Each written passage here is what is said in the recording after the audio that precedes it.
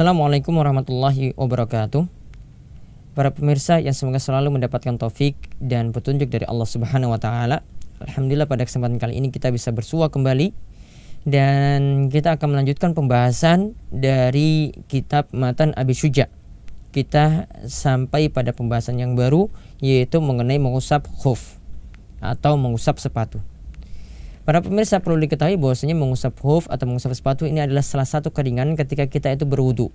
Ketika kita itu berwudu, ya itu mungkin sangat sulit sekali, apalagi semisal orang yang merasakan musim dingin atau ya orang yang sulit mencopot sepatunya dalam keadaan melakukan perjalanan jauh.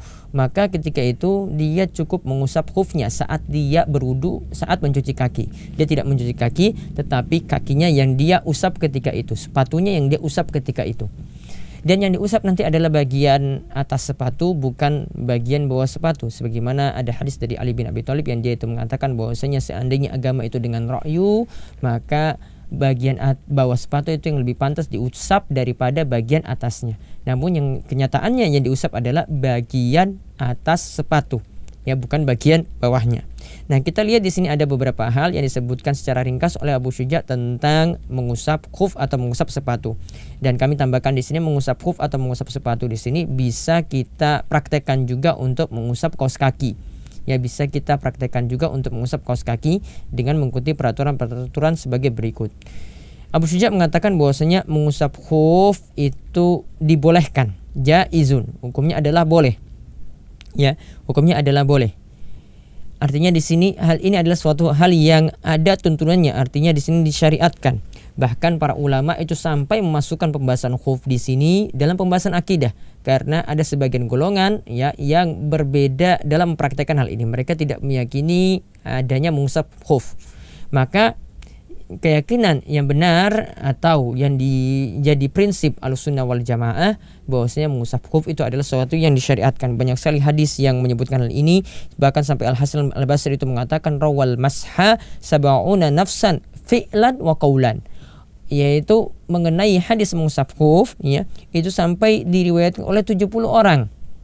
Diriwayatkan oleh 70 orang baik dengan praktek langsung dan juga baik dengan ucapan. Artinya di sini adalah suatu hal yang dituntunkan atau suatu hal yang disyariatkan. Bahkan di antara hadis yang menjelaskan hal ini, di antaranya hadis Bukhari dan Muslim, dan lafaz itu adalah lafaz riwayat Muslim, yaitu dari hadis Jarir bin Abdullah Al-Bajali radhiyallahu anhu bahwasanya annahu bala summa tawadda'a wa masaha ala khufaihi, bahwasanya beliau itu kencing kemudian berwudu dan mengusap khufnya. Fakira lahu, maka ada yang tanya, taf'alu hadza, kok kamu itu cuma mengusap saja? Maka ia katakan, na'am.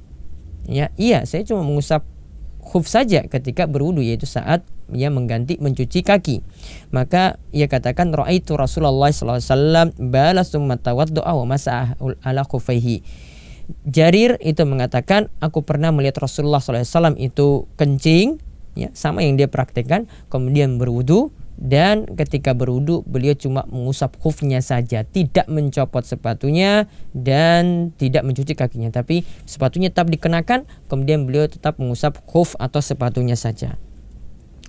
Kemudian kita lihat di sini ada syarat-syarat yang disebutkan oleh Abu Syuja tentang mengusap khuf. Beliau sebutkan ada 3 syarat.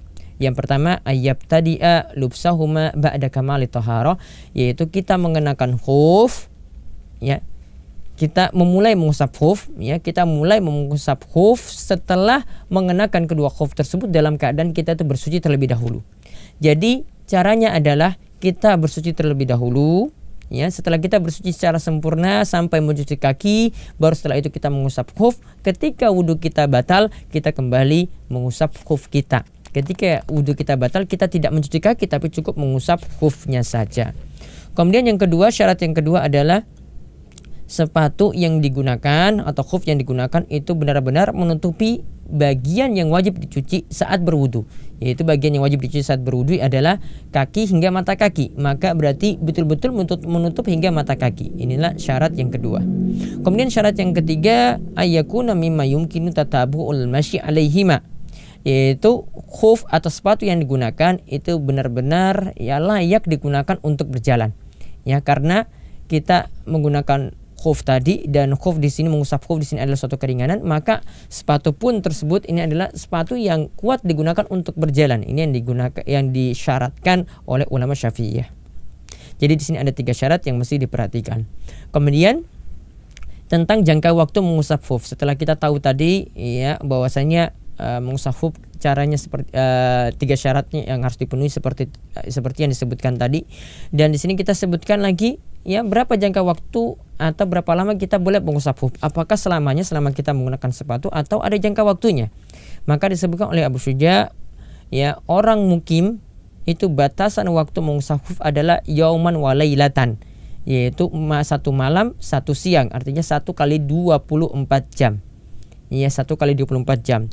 Wal musafiru salasata ayyam bilayalihinna, dan orang musafir itu waktu mengusap khufnya adalah 3 kali 24 jam. 3 hari 3 malam, 3 kali 24 jam.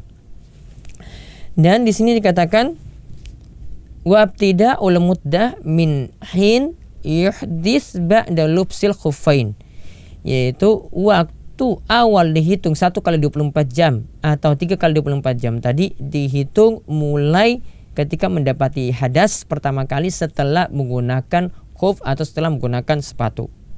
Jadi ketika kita setelah menggunakan khuf atau sepatu kemudian kita berhadas, kita kentut, maka dihitung 1 kali 24 jamnya dari waktu tersebut.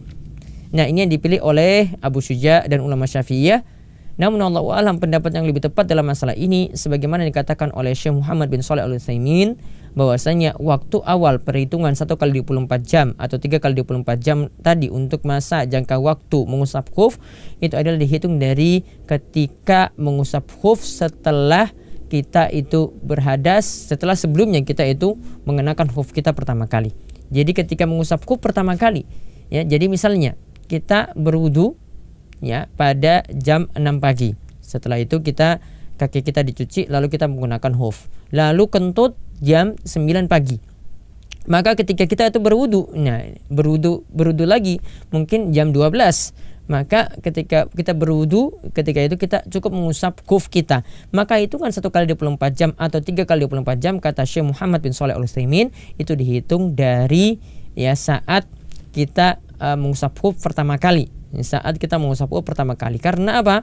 Karena dalam hadis cuma dikatakan mengusap khuf saat mukim itu 1 kali 24 jam, saat jadi musafir itu 3 kali 24 jam dikatakan mengusap khuf. Artinya yang jadi patokan 1 kali 24 jam atau 3 kali 24 jam tadi yaitu ketika kita mengusap khuf pertama kali. Itu hitungan awalnya.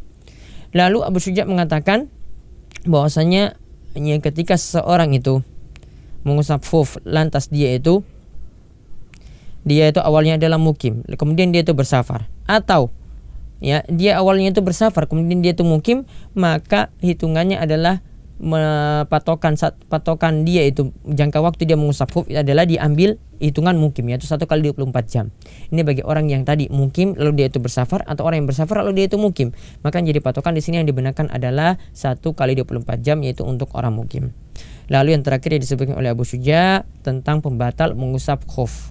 Apa yang membatalkan mengusap khuf? Apa membatalkan mengusap khuf? Artinya kita setelah itu tidak boleh mengusap khuf lagi, harus dengan tata cara yang baru lagi. Ya, kita mengusap khuf lagi dari awal lagi, kita berwudu, kemudian mencuci kaki kita, ya, baru kita menggunakan sepatu, baru ketika itu kita lagi menghitung awal lagi mengusap khuf.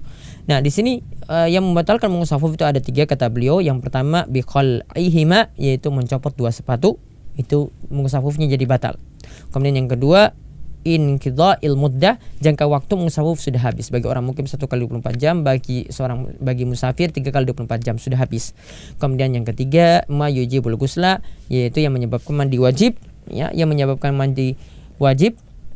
Seperti misalnya seorang itu habis hubungan intim, maka ketika itu sepatunya lagi tidak bisa diusap, ya, sepatunya tidak bisa lagi diusap, dia harus mandi. Kemudian setelah itu dia mengenakan sepatunya lagi, setelah dia itu bersuci, baru dia boleh menghitung lagi jangka waktu dia itu mengusap khufnya, jangka waktu dia itu mengusap khufnya. Inilah 3 pembatal yang membatalkan mengusap khuf. Demikian ringkasnya apa yang disampaikan oleh Abu Syuja, mudah-mudahan bermanfaat.